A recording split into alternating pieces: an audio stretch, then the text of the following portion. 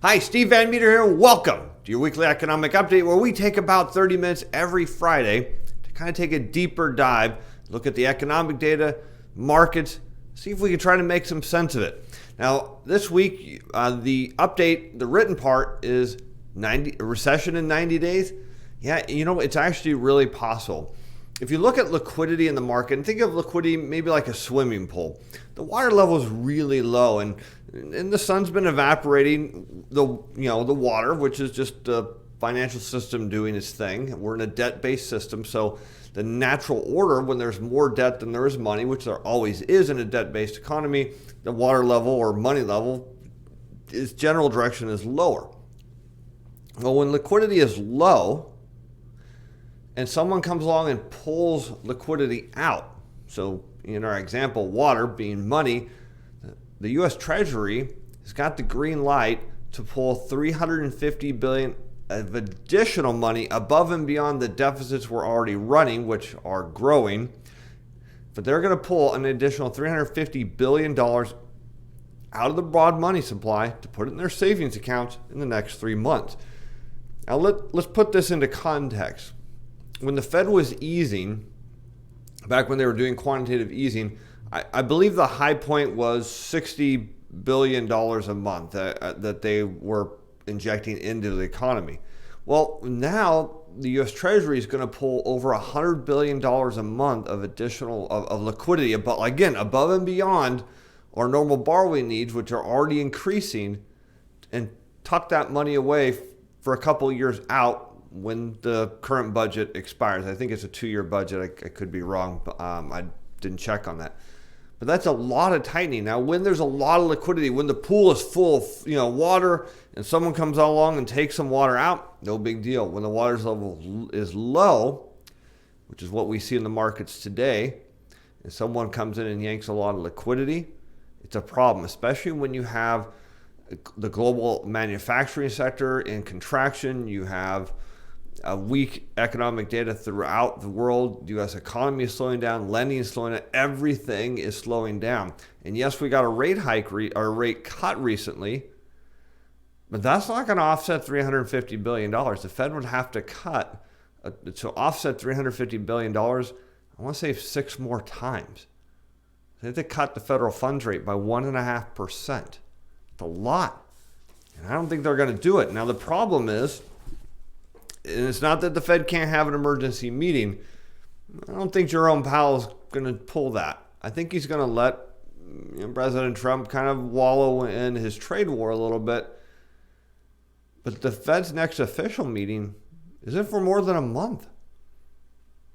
So unless they have an emergency meeting and lower rates, bad things are coming.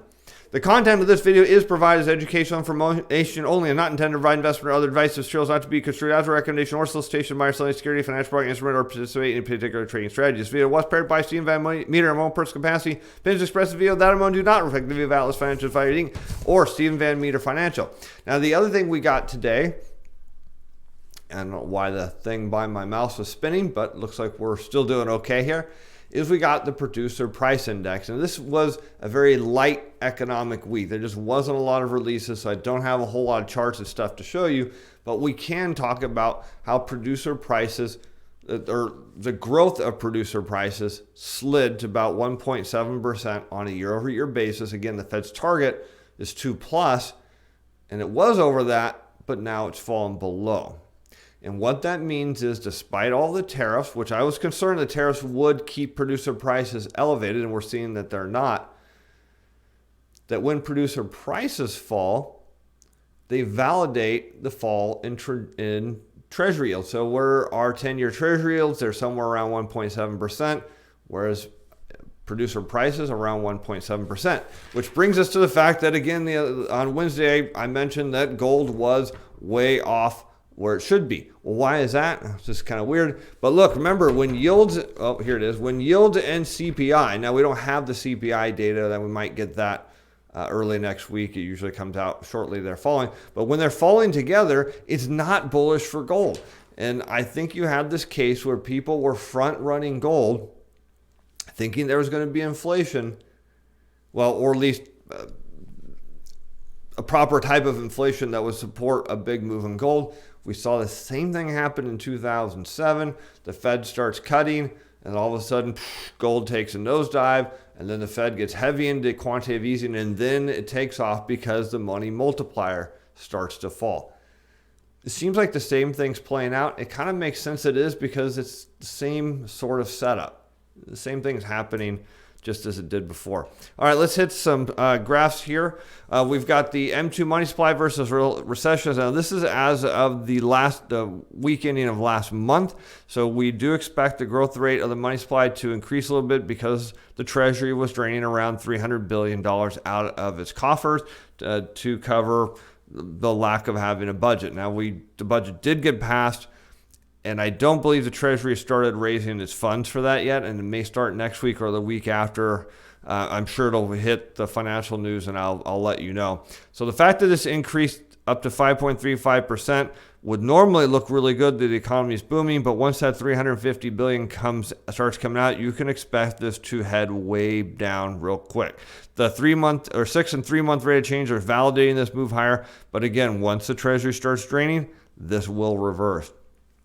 Commercial industrial lending, this is also as of the last week of last month. The growth rate was down to 6.57% from 5.9% the year prior. But what I want to show you, and let me get that loaded up here, is this is the year over year, 6-month and 3-month rate of change. And you can see that the 3-month rate of change was slowing down, almost got to 0, ramped back up to 1%, slowed down to 0.65, ramped up to 1, and is now slowing again. There's just no traction here. And again, in a debt-based economy, you want to see lending. It's very unusual for the 3-month rate of change to be hovering this close to 0 without us actually being in a recession. That is abnormal, to say the least. So let's get that closed out of the way here. All right, back to the slides. Consumers ratchet up their credit card spending. We'll see what kind of correlation that is. It doesn't seem to be tied to the Treasury draining the funds, because we would expect this to be higher following the money supply. So perhaps no correlation there at all, but up to 4.6% annualized. We'll see. It'd be interesting to see if that rolls over there. Bank deposit growth up slightly to 2.81%. So is that an indication consumers are finding money to save and spending less? Well, we should see in the months to come. But if the drop in producer prices carries through to consumer prices, then it tells you what's happening is consumers aren't buying. And we know that because wholesale inventories, and I meant to pull up a chart of that. Maybe I will try to do that real quick here. In fact, maybe I can try to do that in the background here. So what we're looking for is wholesale inventories. So wholesale inventories, there it is. Let's see if we can, these are really high. Now let's take a look at the chart. I'll flip it over if it makes sense. So this is what I'm looking for. I don't know if this is the right one. So we'll just leave it where it is, and maybe I'll try to find it on another time. But anyways, wholesale inventories are rising. Consumers aren't buying. So what happens? Prices have to fall. And it hurts when you see producer prices, so input prices are falling. So when you have all prices falling, what you actually get is what Milton Friedman said was periods of monetary decelerations lead to lower interest rates and lower inflation. It's all happening kind of as I described that it would, which is kind of cool, right? Say, hey, good on the research there. That was correct. So everything's playing out just as we thought it would, which means the Fed is going to be forced to cut. And that's good, because if you own a lot of bonds and the Fed's cutting, it's kind of like picking up free coins in the street, because as they cut, interest rates fall and bond prices rise.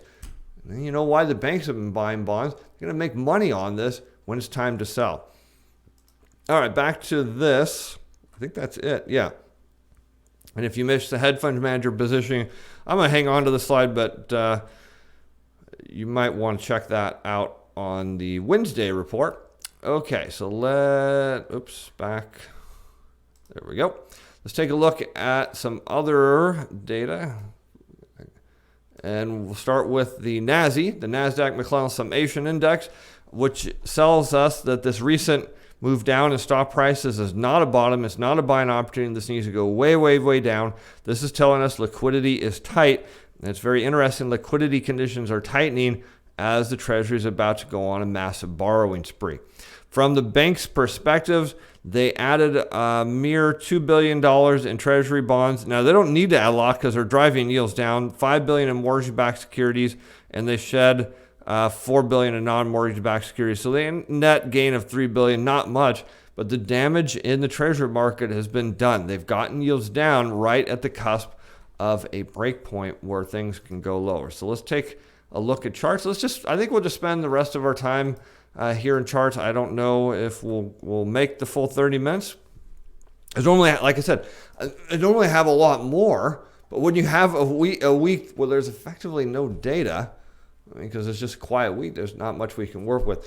From an agricultural commodity standpoint, from what I'm hearing, I'm not going to go over the weather reports, and there are drying conditions, but people that are in the Midwest that do report on this are saying this is not the time of the year they really want dry conditions because the crops do need some water. They're not irrigated, obviously, like we are here in California, so they do rely on some of that rain. But the big deal is on Monday at 5 p.m. Eastern, so which correlate with market close, the USDA is supposed to release an updated report reflecting, hopefully, the more realistic picture of what actually is going to be the expected yield. See, they've been focusing on condition.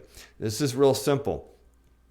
Let's say you've got two farms, one that's planted, one that was unable to due to all the flooding. Well, they've been reporting, well, look at the crop conditions over here, great, or however good they are or not good. They're not counting the fact that this land over here is not even planted. So the market is responding to crop prices as if there's going to be a banner year because the USDA didn't properly report it. So that'll be out Monday.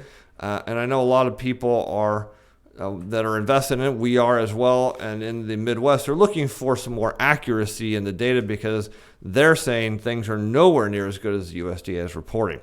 So let's take a look at the broad stock market. The S&P 500 fell below its 50-day moving average, came back up, closed the gap. I said it would. It did. It came up to resistance, so it's now no higher than it was back in October of 18 or May of 19. It's just sitting here going nowhere, slightly higher.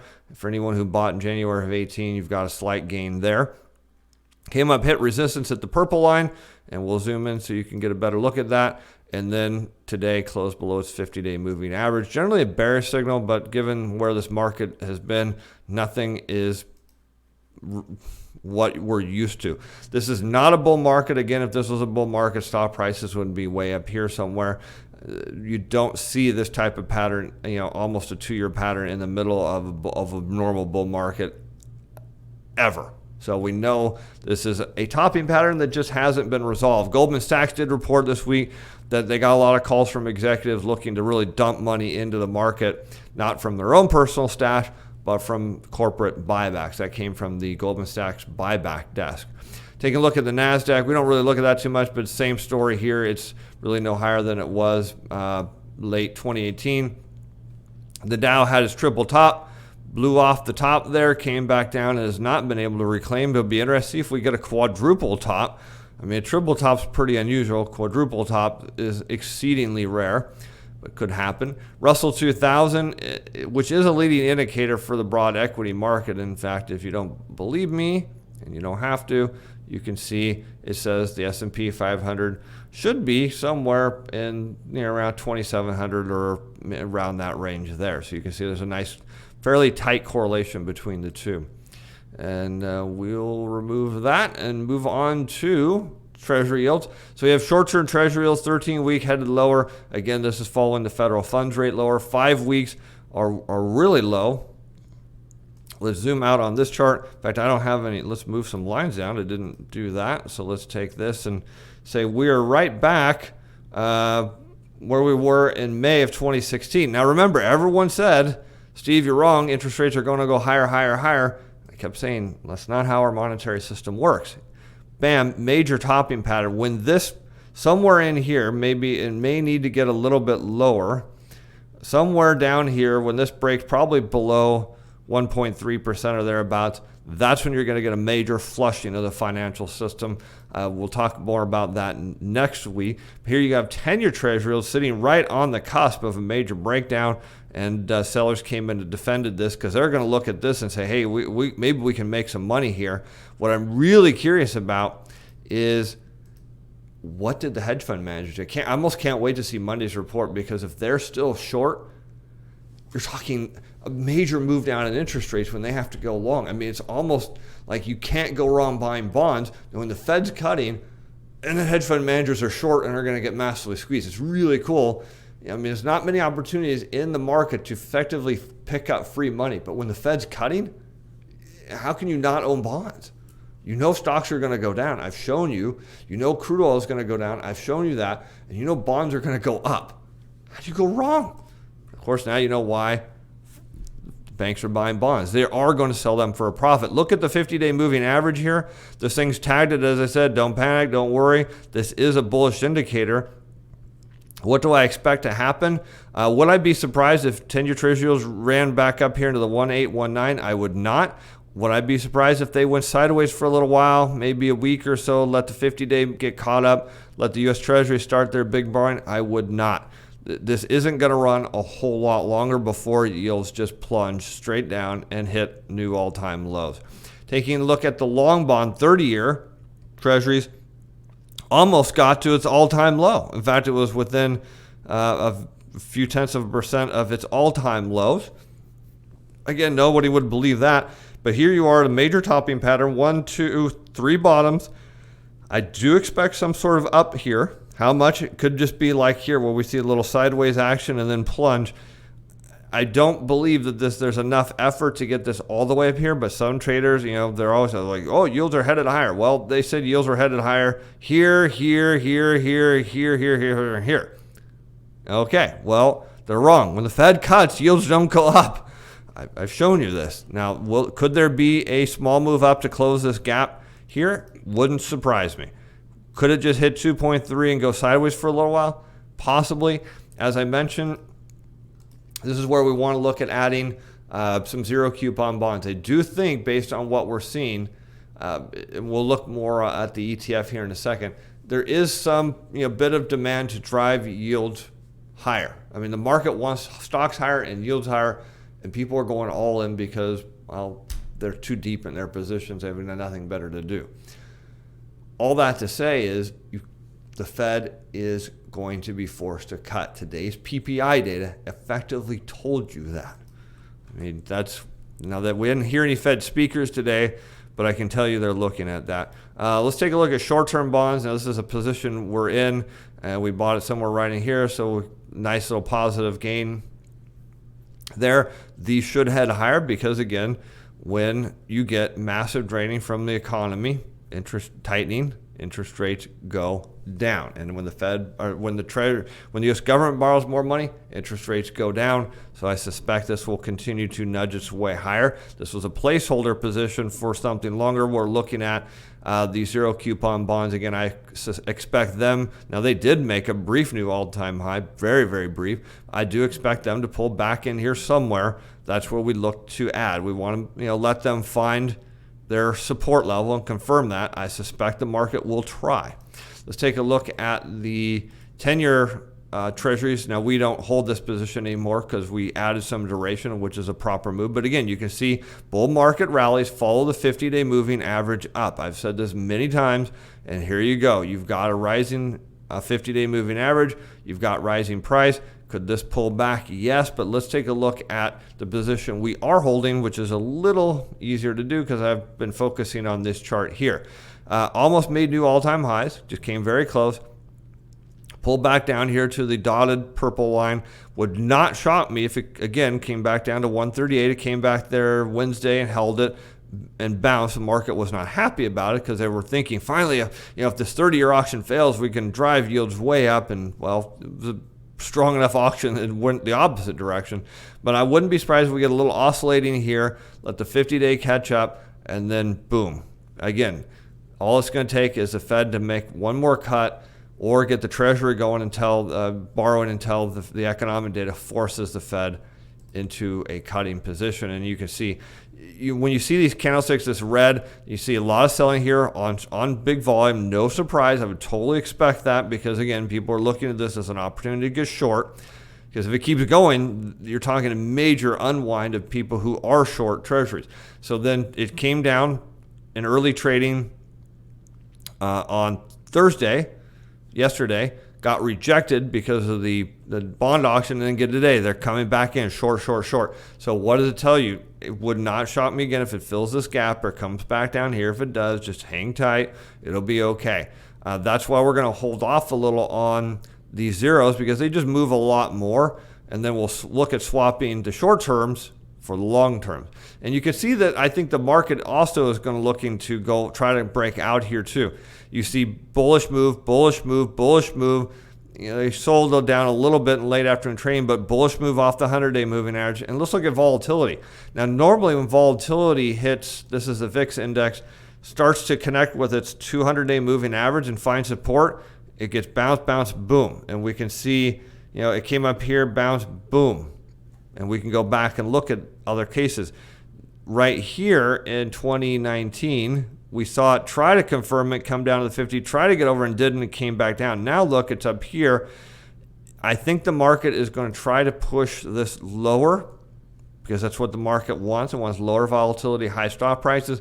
And let's look at the VIX ETF. It's kind of holding right in here in the supply zone. I added another line just to make this a little clearer. It would not surprise me if they get push this down to confirm support here. If that happens, my guess is we'll see the bond market come down here as well. That's going to be my hunch going into next week.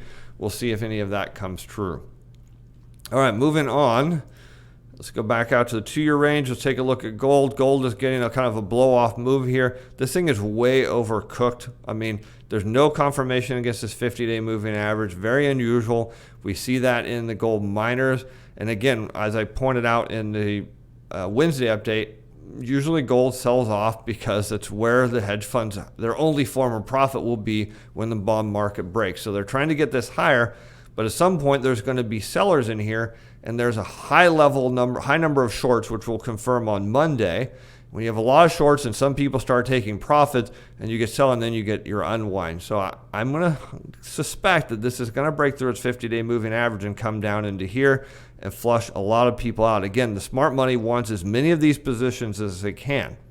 And silver is about the only one that's looking rational, hitting resistance here. Hitting resistance is still not getting through. Lots of volume here trying to push this through, but getting nowhere. I think silver is telling us where gold is going to roll over and head lower. That's going to be my opinion. And look at emerging markets, which is, again, a proxy for gold. And I know people will say, no, it isn't. But the fact of the matter is, it is. And so the reality is gold's up here. Emerging markets are down here. And tells us that gold ought to reverse. Of course, we'll keep an eye on it. And look, let's say gold doesn't, but emerging markets will eventually chase it down. So if emerging markets are selling and hold resistance here, and we get a nice sell-off, that could be an equal proxy for gold. The other side is if emerging markets don't hold here and break through, they've got a ways down to go. And as I pointed out in a prior update, when gold gets overcooked and emerging markets heads lower, it's only a matter of time before one of them gets adjusted. So if emerging markets breaks through this band here, it's probably headed down somewhere in this cluster of trading volume here, maybe as low as here. That would signal, it's a secondary signal for gold. Let's look at it that way. Okay, let's go back to the 2-year chart. Let's just kind of roam through here and see how much time do we have left. 6 minutes, plenty of time. Let's talk about the energy sector. So here we have symbol XOP. This is oil and gas producing stocks, explore small companies. And as I pointed out, this thing is going to go down to close to zero. And it's now trading, it got below its all-time lows. It's trying to come back up in here and reconfirm its resistance, which was support. It's not looking good. I know the market is excited. The Saudi Arabia said they're going to try to contain the market and bring oil prices back up. Yeah, good luck with that. There's a lot of oil out there. but market is still very, very bullish on oil. It broke through this triangular pattern, which usually indicates a sell. It hit resistance right on the money, and buyers came in, boom, they got to get it back up. But the trend of lower highs is still in force. So this still suggests that crude oil is headed a lot lower. It's going to drag those oil stocks lower and create some opportunity for people who have cash or cash equivalents there to buy something at a discounted price. Let's take a look at Apple stock. I don't hold any positions in this outside the ETFs and the portfolios, at least portfolio shield portfolios, not in the other ones. But you can see Apple is in this triangle pattern. It broke out like it was going to go to new highs, came back down, and it's fighting to go higher. But if it breaks this pattern, it's headed a lot lower. Let's talk about, since we're on the subject of oil, let's talk about ExxonMobil. And ExxonMobil is a great stock to look at because it's in a lot of ETFs. If you want to look at energy ETFs, you're going to find one of the core positions or the largest position is ExxonMobil. Now, part of the reason is there's a lot of ExxonMobil shares out there, and it's been classified as a low-risk stock. We'll see how that plays out. It's classified as a low volatility, low risk stock. That doesn't normally make sense for the energy sector, but it's by that classification, it's got put in a ton of ETF. Now, I know there's some people that watch this that are former ExxonMobil employees, and there's maybe some that are current ExxonMobil employees. Now, if you talk to anyone who's been in Exxon for a long, long time, they will tell you, buy ExxonMobil stock when it's at 65 a share. Okay, why is that? Well, you can go all the way back to 2006 and see here in the middle of these two purple lines is $65 a barrel. So if you bought here, you went up and sold somewhere in here and went down and bought at 65 or bought at 65. In fact, you could buy at 65 pretty much any time and feel pretty confident that other buyers are going to come in and push it up. Hence why you'll hear ExxonMobil employees say, well, I buy at 65 and maybe I sell at 85 or 90, but I buy at 65. Except when 65 gets broken, which I suspect it will because crude oil is not going to stay at its current price level. And if Exxon breaks 65, you can do some simple math. You take 65 and subtract off the high, which is about 105, so that is 50 or $40 a barrel, or $40 a share, sorry. So you take 65, subtract 40, and it tells you that ExxonMobil stock is headed right back down to, let's see if I can zoom this way out. Down, here we go. This is all the data I've got. It tells you that ExxonMobil shares are headed back to either its lows back in 2002 or you can say its highs in 1997. You want to buy a good quality company at discounted prices. This is why you hold cash and cash equivalents going into recession, because that's where you make your money. Lumber, proxy of inflation, headed lower. So lumber prices broke through support, headed lower, and I said our lease headed down here. We'll to 52. Lumber tells us where the broad market is headed. Again, much like Treasury yields, if we overlay the S&P 500, you can just see somebody's in the wrong place. Either lumber prices are off. Whoops. There we go. Or the S&P 500 is off. And if lumber prices are right, S&P 500's got to be down to like 2,200. I'm just telling you just what's going to happen. It will happen. All right, let's see. Time-wise, we've got a couple minutes left. Let's see what else is interesting to take a look at that we'd like to look at.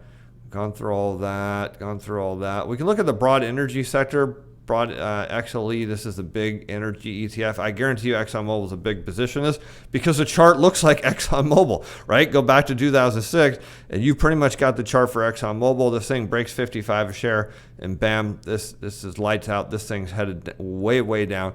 What else is in here? Oh, let's look at ags.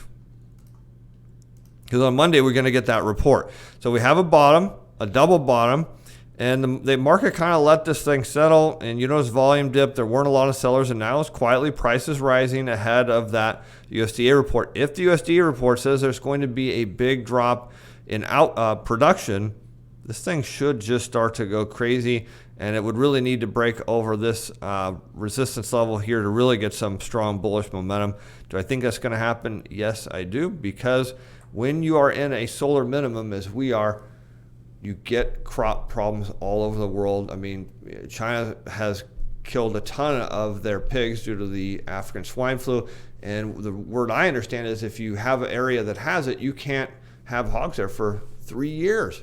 So they're looking to ducks and insects now for protein. And believe me, this problem is not just an animal problem. There's crop problems all over the world. But everyone thinks that we here in the U.S. that we have this bumper crop coming. People in the Midwest, and of course I've shown you some of the stuff, all the reports, says completely the opposite. There's been no report on the stored grain that was damaged. There's been no report on all the flooded fields, and there's been no report on all the partial planted fields. But people in the Midwest said it's pretty ugly. I think it is. So I'm Steve Van Metre. We'll be back Monday. I'll be really looking forward to seeing if the hedge funds are still short bonds. Because if they are, it's opportunity knocking big time in the bond space. We'll talk about that more next week. Have a great weekend. Bye now.